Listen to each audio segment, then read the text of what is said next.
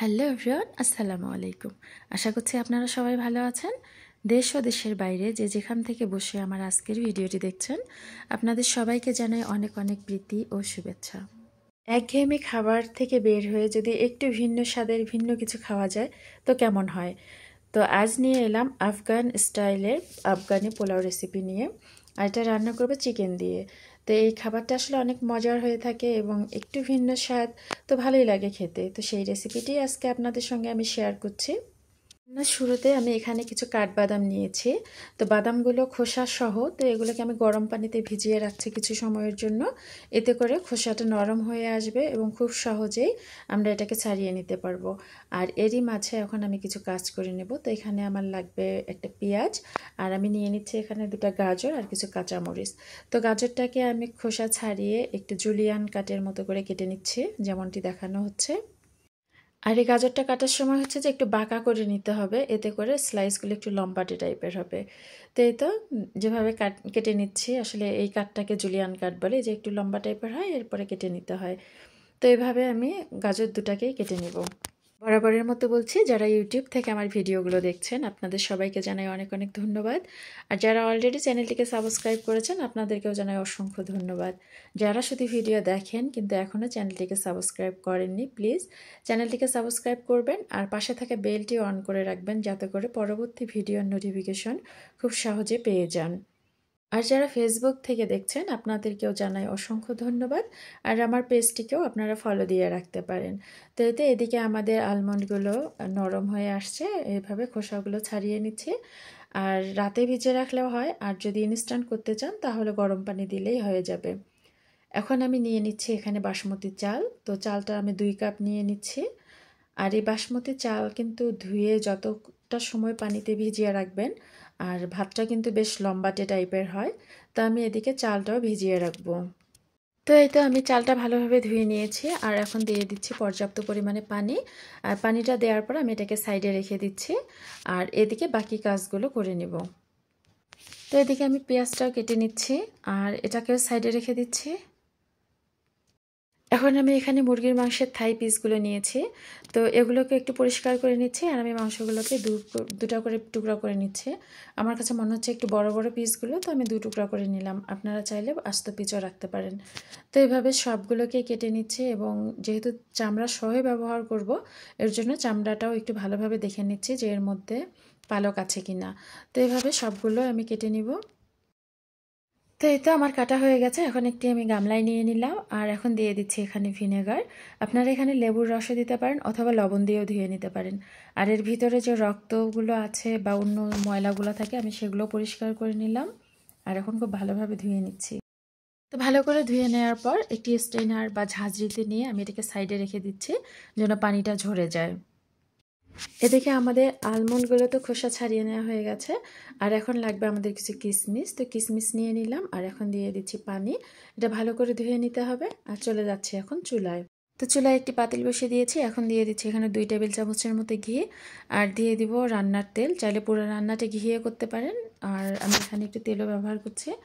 আর এখন দিয়ে দিচ্ছি সেই খোসা ছাড়ানো আলমন্ডগুলো। এগুলো হালকা সোনালি করে ভেজে নিব।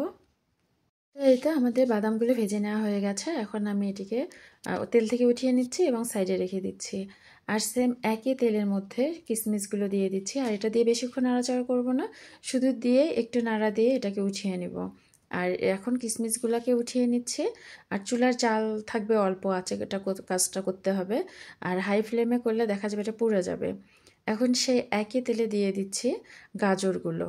আর গাজরগুলো দিয়েও কিছুটা সময় ভেজে নিতে হবে।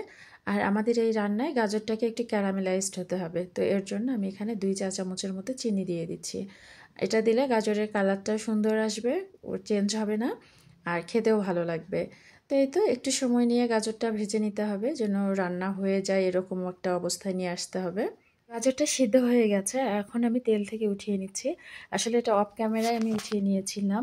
তো যাই হোক, সাইডে রেখে দিচ্ছি। এবার সেম একই তেলে এক এক করে সবগুলো চিকেন পিস দিয়ে দিব, এবং এই মুরগির মাংসগুলোকে ভেজে নিব। এই অবস্থায় কিন্তু কোনো মশলা বা লবণ ব্যবহার করছি না, শুধু চিকেন পিসগুলোকেই ভেজে নিচ্ছি। আর যদি লবণ শুরুতে দিয়ে দেন তাহলে মাংসগুলো খুলে আসবে, এজন্য আমি কোনো মশলা কিংবা লবণ কিছুই ব্যবহার করছি না, শুধু চিকেন পিসগুলোকে ভেজে নিচ্ছি। তো দেখতে পাচ্ছেন যে চিকেনের কালার চেঞ্জ হয়ে আসছে, হালকা সোনালি রঙের আকার ধারণ করছে। তো এই অবস্থায় এসে এখন আমরা এক এক করে সব মশলাগুলো দিয়ে দিব।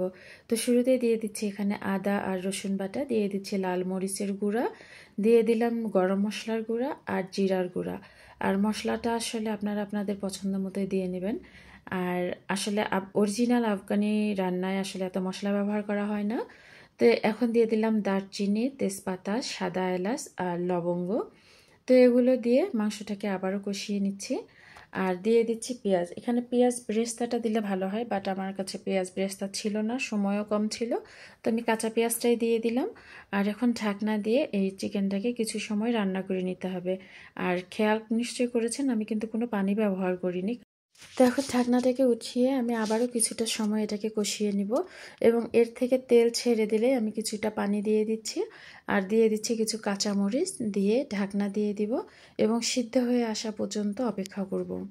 তো আমি মাঝে দু একবার নাড়াচাড়া করে দিয়েছিলাম। তো এতে ঢাকনাটা উঠিয়ে আমি কিছুটা লবণ দিয়ে দিচ্ছি, আর লবণ দিয়ে দেওয়ার পরে আবারও ভালো করে মিক্স করে ঢাকনা দিয়ে দিব এবং পানিটা শুকিয়ে আসা পর্যন্ত এটাকে রান্না করে নেব। এই তো 8 থেকে 10 মিনিট পরে আমি ঢাকনাটাকে উঠিয়ে নিলাম, আর দেখতে পাচ্ছেন যে পানিটাও শুকিয়ে এসেছে। আর এখন দিয়ে দিচ্ছি আমি টমেটো পেস্ট। আপনারা চাইলে দিতে পারেন, না চাইলে না দিতে পারেন, তবে দিলে কালারটাও ভালো আসে আর খেতেও ভালো হয়, এই রান্নায় ব্যবহার করে থাকে। তো টমেটো পেস্টটা দিয়ে আমি আবারও ভালোভাবে মিশিয়ে নিচ্ছি এবং পুরোপুরি তেল থেকে ছেড়ে আসা পর্যন্ত ওয়েট করব। তো এই তো মাংস থেকে পুরোপুরি তেল ছেড়ে দিয়েছে, আর আমি একটি কাঁটা চামচের সাহায্যে চেক করে নিলাম যে মাংসগুলো সিদ্ধ হয়েছে কিনা। তো আমাদের খুব সুন্দরভাবে কুকড হয়ে গেছে, একদম নরম হয়ে আসছে। তো এই অবস্থায় এসে আমি এখন সবগুলো মুরগির মাংস এই ঝোল থেকে উঠিয়ে নিব। তো এই তো পিসগুলোকে উঠিয়ে নিলাম এবং সাইডে রেখে দিলাম। আর এখন এই যে গ্রেভিটা থাকলো, তো এই গ্রেভির মধ্যে দিয়ে দেব সেই পানি থেকে ঝরিয়ে রাখা পোলাওয়ের চালগুলো এই গ্রেভির সাথে। এখন চালের জন্য এখানে দিয়ে দিব স্বাদ মতো লবণ, চালের সাথে খুব ভালোভাবে মিশিয়ে দিচ্ছি। আমি এখানে 2 মগ চাল নিয়েছিলাম, তো এর জন্য এখানে আমি 4 কাপ গরম পানি দিয়েছি। আসলে অফ ক্যামেরায় পানিটা পড়ে গিয়েছিল, তো আমি এরকম একটা মগ নিয়েছিলাম। তো পানিটা দেওয়ার পরে এখন এটাকে ঢাকনা দিয়ে ঢেকে দিচ্ছি, বলক আসা পর্যন্ত ওয়েট করব। তো মাঝখানে আমি কয়েকবার নাড়াচাড়া করে দিয়েছিলাম। তো এই অবস্থায় এসে আমাদের পোলাওটা কিন্তু রান্না অলমোস্ট হয়ে গেছে, এখন মানে 85% মতো রান্না হয়ে গেছে। তো এই অবস্থায় এসে সেই রান্না করা চিকেন পিসগুলো এক সাইডে দিয়ে দিচ্ছে। আসলে এটাকে সাজিয়ে নিচ্ছি আমি এভাবেই। তো এই তো সবগুলো চিকেন পিস দিয়ে দিব। তো মুরগির মাংসগুলো কিন্তু আমি এক সাইডে দিয়ে দিচ্ছি, মাঝখানে নয়। আর আমরা এটাকে চাল দিয়ে ঢেকে দিব না।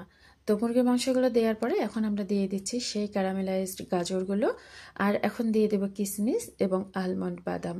তো এভাবে সাজিয়ে নিচ্ছে। এখন সর্বশেষ উপরে কিছুটা ঘি দিয়ে দিচ্ছে, 1 টেবিল চামচ বা 2 টেবিল চামচের মতো ঘি উপরে ছড়াই দিচ্ছি, আর ঢাকনা দিয়ে এখানে 8 থেকে 10 মিনিটের জন্য এটাকে দমে রেখে দিব। তো 8 থেকে 10 মিনিট পরে ফিরে এলাম, ঢাকনাটাকে উঠিয়ে নিলাম, আর এক সাইড থেকে চালের সাথে গাজরগুলোকে মিশিয়ে আমি একটি প্লেটে উঠিয়ে নিচ্ছি। চাইলে আপনারা এখানে সবগুলো একসঙ্গে মিশিয়ে নিতে পারেন, বাট আসলে এভাবেই পরিবেশন করা হয়ে থাকে। তো এতে একটি প্লেটে নিয়ে নিলাম, আর এখন উপরে চিকেন পিস দিয়ে দিচ্ছি। তো এই তো তৈরি হয়ে গেল আফগানি চিকেন পোলাও। তো আশা করছি আমার আজকের রেসিপিটি আপনাদের ভালো লেগেছে। রেসিপি ভালো লাগলে লাইক, কমেন্ট আর শেয়ার করতে ভুলবেন না। তো এতটা সময় জুড়ে আমার সাথে থাকার জন্য আপনাদের সবাইকে জানাই অসংখ্য অসংখ্য ধন্যবাদ। সবাই ভালো থাকবেন, সুস্থ থাকবেন, সুন্দর থাকবেন, আমার জন্য দোয়া করবেন। পরবর্তী ভিডিও দেখার আমন্ত্রণ জানিয়ে বিদায় নিচ্ছি। আল্লাহ হাফেজ, আসসালামু আলাইকুম।